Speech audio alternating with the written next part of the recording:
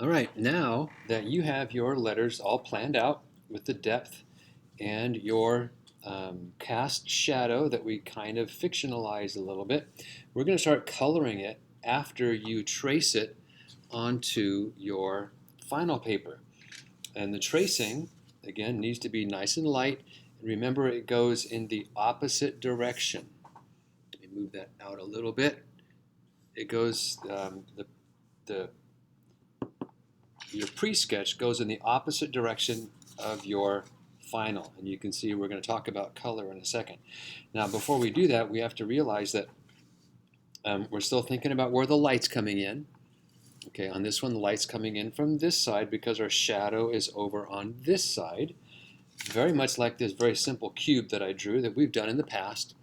Remember, if light's coming in from the side, you're going to have the light and the medium kind of sides over here, depending on where the light's coming. If the light's coming more from the top, a little bit more from the top, that's going to be your light side. But so generally, it's kind of a light and dark side to these cubes with some subtle changes to help show where some of the parts are.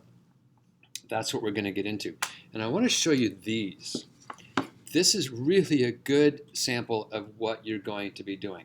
And depending on how I hold it, I'm going to hold it in the right way so you can see what's going on. Now look how there's definitely kind of a light side, and here's kind of a medium tone, a little bit darker than the top, and here's a dark side compared to where the light's coming in. And look how there's a darker part right under here to help this stand out. So we're going to do some of those tricks because they happen very much in nature.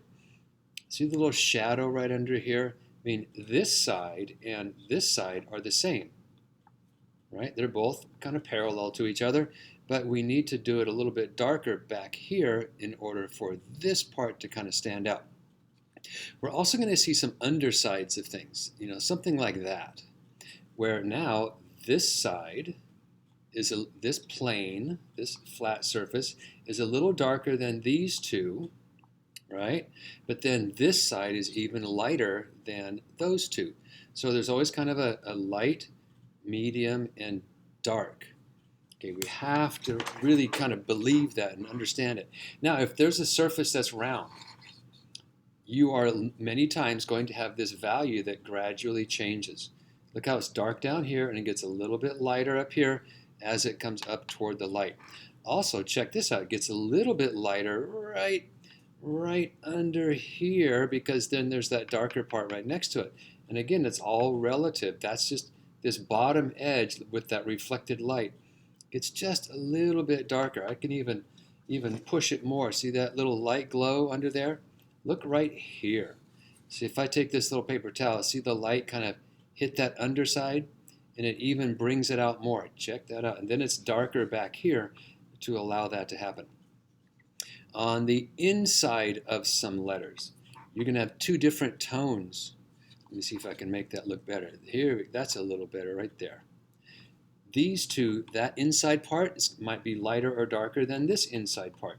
It doesn't, on our drawing, it's not going to really matter which one you make lighter or darker because we're kind of fictionalizing this a little bit.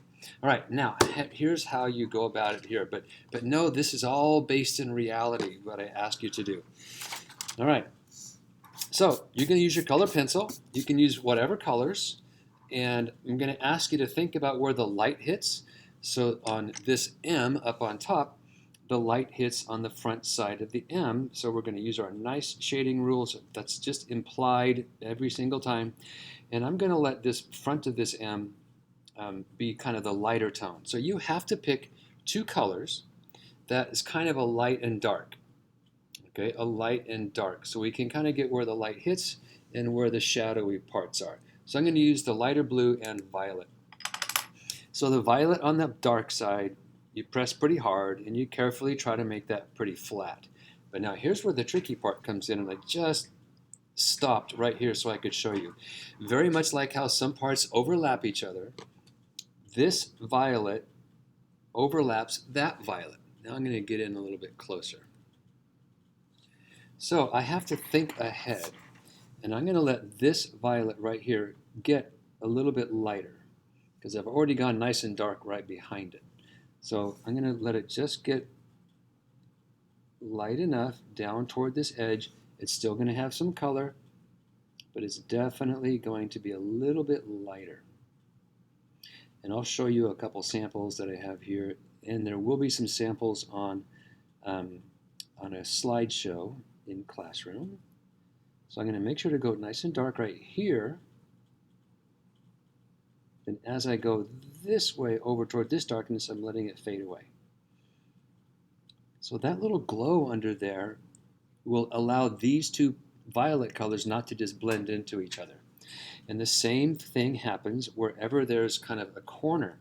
So right down here, as I get down to the bottom of the M, and obviously it'll happen over here too, I'm going to let this violet in the same way get a little bit lighter, just enough to help show that corner happening right there at the bottom of that M. So this is a good little sample for you to understand that you can really manipulate what people see. If you want them to really see that that's a nice block letter, I mean, don't leave it blank. It needs to have some color. But I'm going to add a little bit more. I made it a little bit too light, I think. That's a little better. So that, as it keeps going, will look really nice. I'll do the same kind of thing right down here. I'll get a little bit lighter with this violet right there, and then go nice and dark under there. Now, your letters can be 3 different color combinations. Perfectly fine. Or if you wanted to do each letter, the blue and the violet, perfectly fine. It's completely up to you. I can do the top and bottom letter the exact same, the same colors if you choose. Now, this P is turned the other direction. So here the M was the lighter of the side of that block. Down here the R is going to be the lighter side of that block. Here it's the thickness. That's the lighter side, and the P over here will be the darker tone. And what I did with this darker tone is I did red first to have it be my darker version. And then I put some violet carefully right on top of it, just to get it a little bit darker, but I still wanted it to look pretty red. Now here's that, actually it's the same letter. Right in here, there's that corner. So we need to show one a little bit darker than the other right here at that corner. You can see how that happens. So you can see where that corner is. Right down here on the bottom of the P, just like we saw on the actual P, I went a little bit lighter right down here. And then I pushed a little harder with the orange right there, and then let it kind of turn into that medium pressure of orange. Now remember, if you want to, if you press kind of soft or medium with a color, you can take your white and kind of press firmly, and it helps minimize some of the texture that you might have left behind. It does not fix sloppy shading, like I always say, but you may not tell much in the video here, but it is making it look kind of smoother, as if we had that lighter color and pushed kind of hard with it.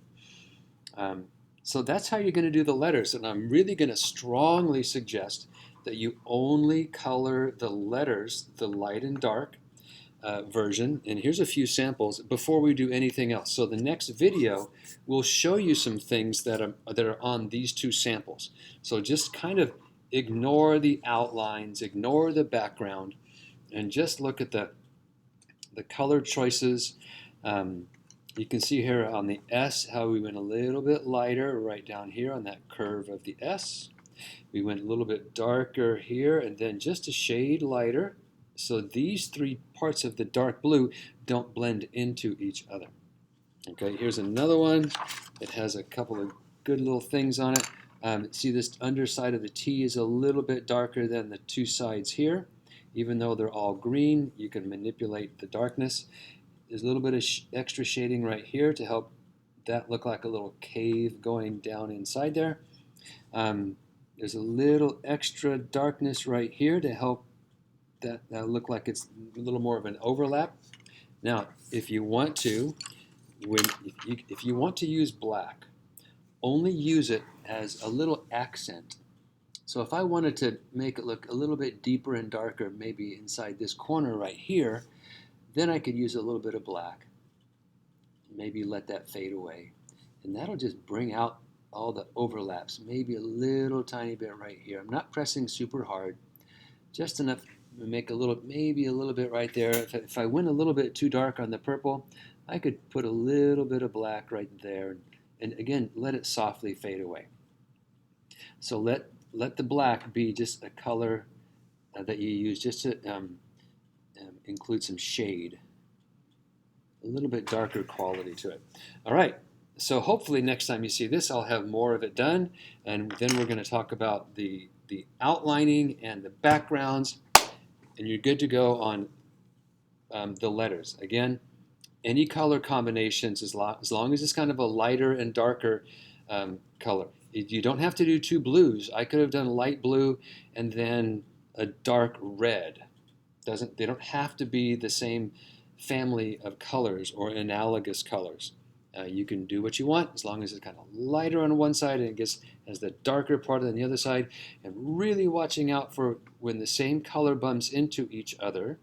Make sure one gets a little bit lighter and then it's darker right next to it. All right, there you go, and we'll help you along the way.